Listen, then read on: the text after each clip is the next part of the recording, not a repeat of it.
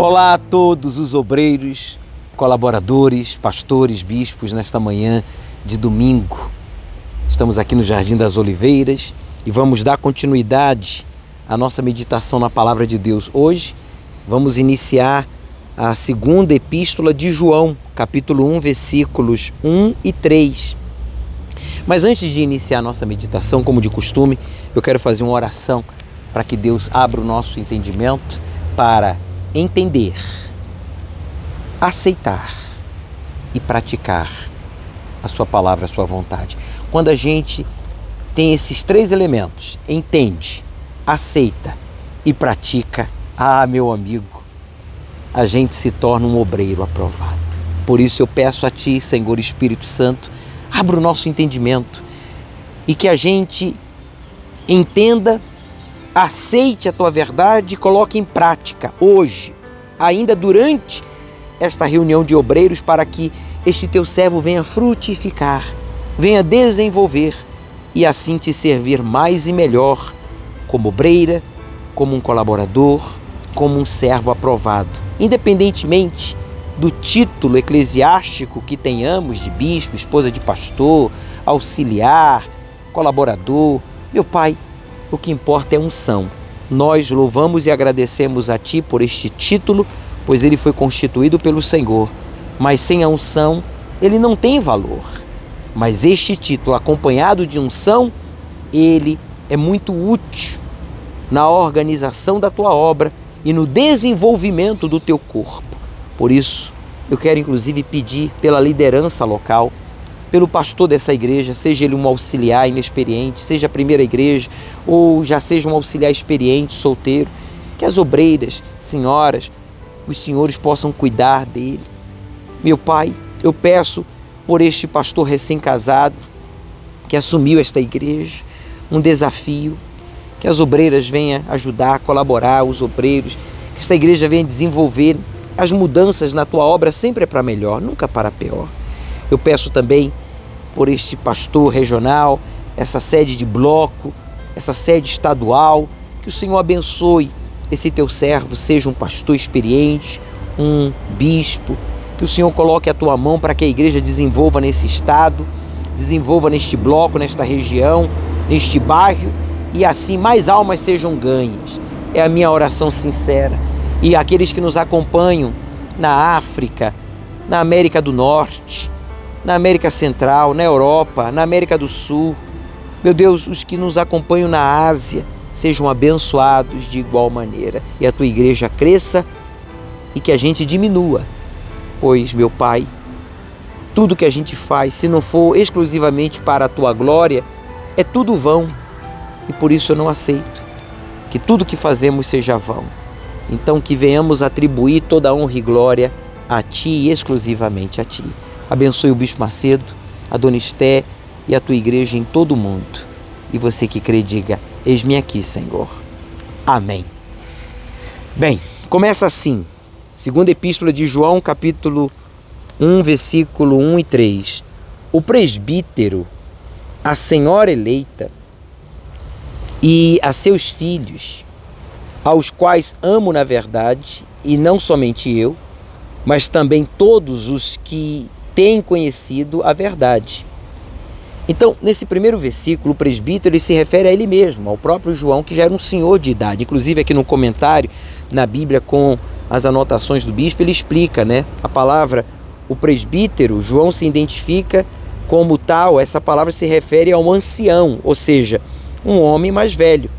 Essa nomenclatura ficou conhecida como um título apostólico, usado também depois por Pedro em sua epístola. É provável que nessa época João estivesse com cerca de 90 anos, sendo assim o último discípulo do Senhor Jesus que ainda vivia.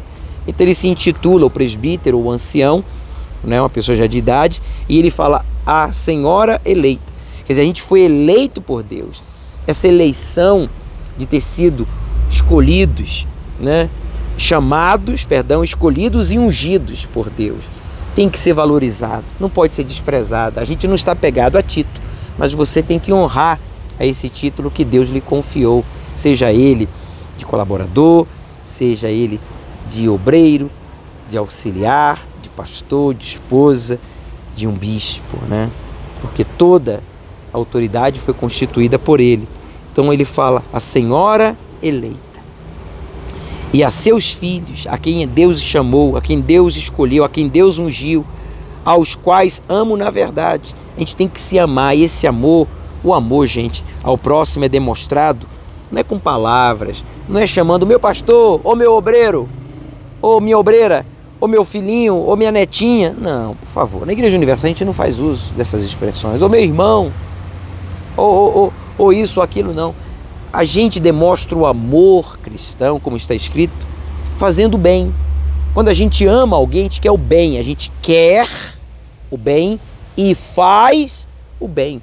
Então, por favor, fofoca entre nós, pelo amor de Deus, entre os obreiros, isso é feio, isso é falta de amor. Aonde há amor não há fofoca, aonde há amor não há inveja, aonde há amor não há ciúmes, aonde há amor não há a competição, rivalidade, eu quero ser mais, eu quero ser melhor, eu sei mais, eu sou mais inteligente, sou mais capaz. Não. Cada um tem a sua forma de ser, né? Está escrito que cada um tem a sua fé e a tenha para si bem definida, e a gente tem que respeitar a cada um da sua forma é usado como Deus quer, porque foram chamados por Ele, eleitos por Ele. É isso que o Espírito Santo está falando, aos quais amo na verdade. Quer dizer, são praticantes da verdade? São obreiros que praticam a palavra? Eu amo essas pessoas. Assim, a gente tem que amar os inimigos, imagina os que praticam a verdade. Faz sentido, né? Ele diz mais, olha só.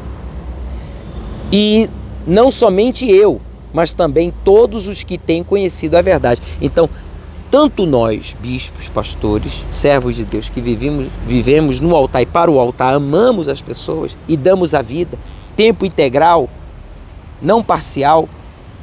Vocês, obreiros, que não estão tempo integral na igreja, têm que continuar, têm que amar também ao próximo e as pessoas, tanto da igreja quanto os de fora, tempo integral, não tempo parcial. É isso que ele está falando. Ainda que você não esteja como pastor, esposa de pastor, não esteja 24 horas no altar, na obra, na igreja, evangelizando, atendendo o povo, trabalhando nas reuniões, porque você tem o seu estudo, você tem o seu trabalho, você tem as suas responsabilidades como cidadão, você tem uma vida civil. Nós, pastores, bispos da Igreja Universal, escolhemos não ter uma vida civil, mas uma vida sacrificial.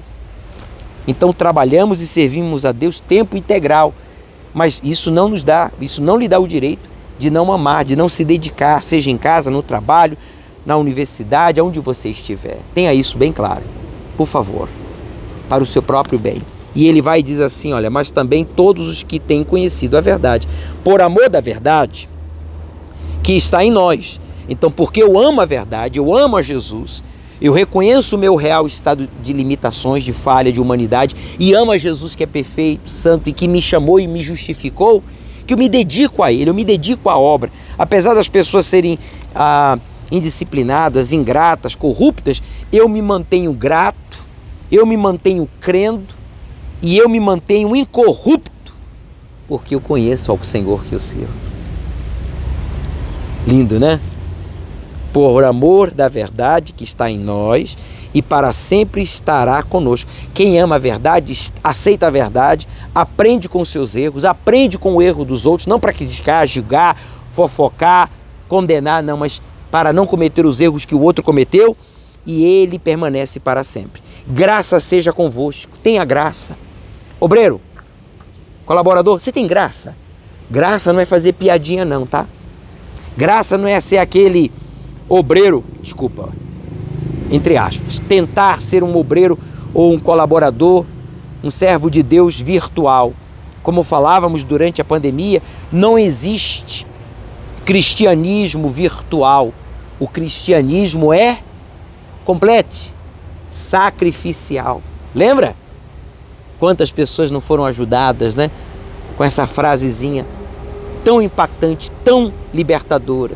Quantas pessoas não foram libertas e livres da acomodação, que é o pecado que mais derruba a gente na obra de Deus. Não é o adultério, não é o roubo, não é a incredulidade, mas é a acomodação. A sensação de bem-estar e de se acomodar e dizer, vou relaxar. Não vou trabalhar, não vou evangelizar, não vou atender o povo, não vou fazer a diferença no grupo, já fiz muito. Esse é o pecado que mais tem derrubado, que mais derrubou bispos, pastores, obreiros e cristãos. Que você e eu sejamos guardados do espírito da acomodação, que assedia, né, a igreja e que faz muitos ficarem, né, se abstendo da reunião presencial, do trabalho, do grupo, de atender o povo, dizendo, não, eu estou acompanhando aqui virtualmente. Não faça isso não. Cuidado, porque a palavra de Deus é clara. E como eu já afirmei, não existe cristianismo virtual, senão sacrificial. Escreva aí porque cai na prova e é todos os dias. Então ele fala aqui, olha, ele diz assim, graça seja convosco. Então quem está na fé, quem está na verdade, quem está no amor, se dedicando, considerando, desejando o melhor para o próximo, essa pessoa ela tem graça, não é um sem graça. Sabe, a pessoa com graça é aquela pessoa que tem luz, que tem vida, que tem paz, que transmite segurança. A estes, cheios de graça, aí eles dizem aqui, acompanhado de quê? Misericórdia, é misericordioso, olha para o bom lado da outra pessoa, se compadece do sofrimento dos outros, não mede esforços para evangelizar o perdido e cuidar dos que já são da fé. E paz, tem paz. Eu fiz a minha parte, estou em paz. Eu sei, obreiro, que você, como outros membros e outros que estão na igreja há pouco tempo, estão sentindo o efeito do sacrifício. É um fato. Jesus morreu e ressuscitou e ficou com as marcas do sacrifício nas mãos, do seu lado e nos pés. E graças a Deus. Você está sentindo o efeito do sacrifício? Está doendo? Está sentindo a falta do colchão, ou da geladeira, ou do carro, ou da casa que você vendeu? Eu não sei o que você sacrificou, eu não sei o que Deus lhe pediu, mas uma coisa eu sei. Se foi sacrifício, doeu. Sacrifício dói. Dói ou não dói? Dói. Começando pelo negar a nossa própria vontade. Então, graças a Deus por essas marcas, nas mãos, do seu lado ou nos pés.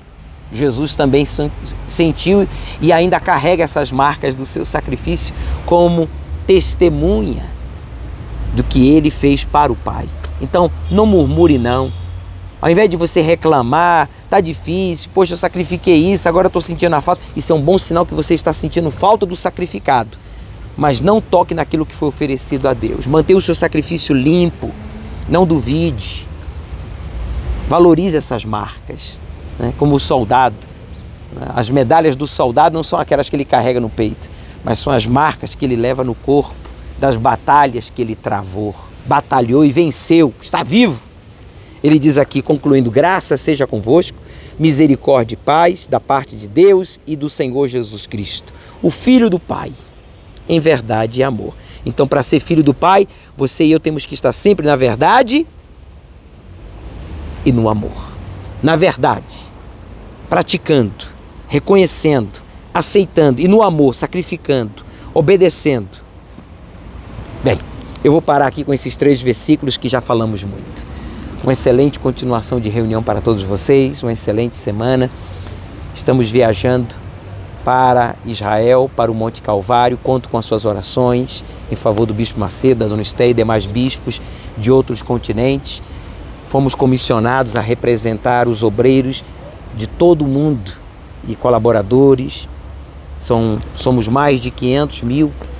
Somos um exército que voluntariamente, espontaneamente, diariamente, oferecemos a Deus as nossas ofertas, os nossos sacrifícios.